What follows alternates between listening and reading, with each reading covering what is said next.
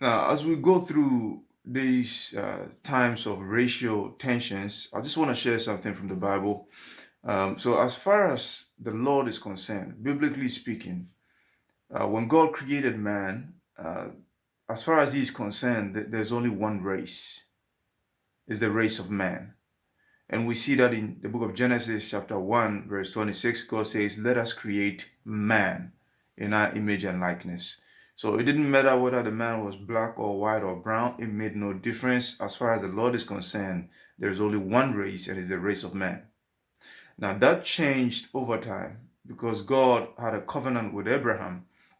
And so there came about two races of people now. There were those that had a covenant with God through Abraham. Those were known as the Israelites.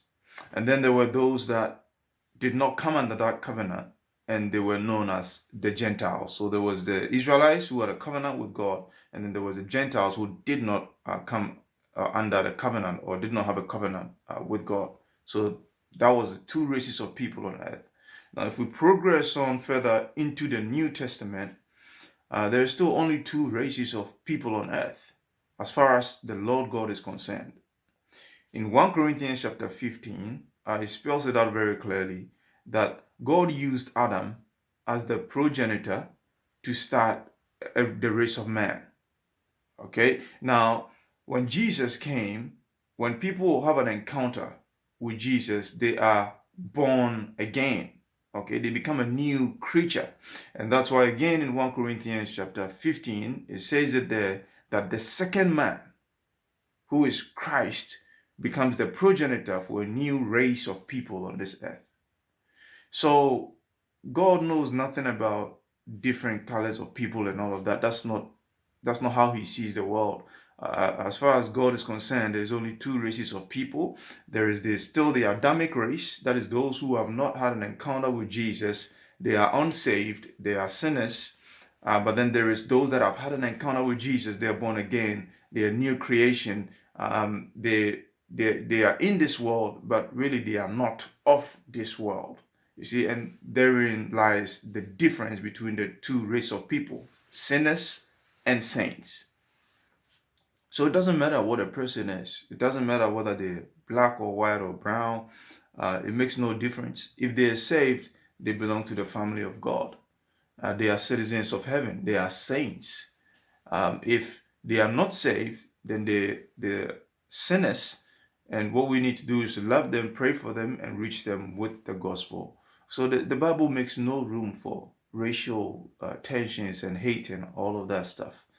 See, and this is why the gospel of the kingdom, it's very important because it comes in not just to address individual salvation, but it gives us an identity as a community of people who come under heaven's jurisdiction. You see, this is why I've been sharing that the church really it comes under the government of heaven. It doesn't come under the government of the earth. Jesus says, "You are in this world, but you are not of this world." You see, those that are from Christ, those that have been born again and therefore come under Christ, actually have a citizenship in heaven, even while we're on this earth. So we're not to identify ourselves with what goes on in this world, with all the division and the hatred and that.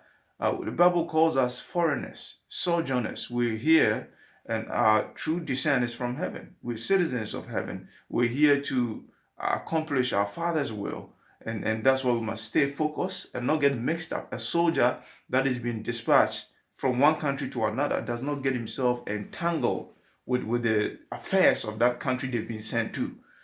They must keep focus and just follow through with the purpose, the agenda that they've been assigned by their commander, who is Christ. You see, that's what the Bible teaches us. So this is something that I wanted to share, just to remind us, those that are born again, that we should not be involved and identify with everything that's happening. We should understand that whether we're black or white or brown, it makes no difference.